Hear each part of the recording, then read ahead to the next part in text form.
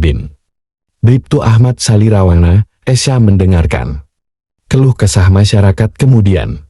Pak Babin langsung sigap untuk membantu masyarakat dikarenakan pondok pesantren Ashabulus Salam roboh akibat angin puting beliung. Disitulah gitu kan.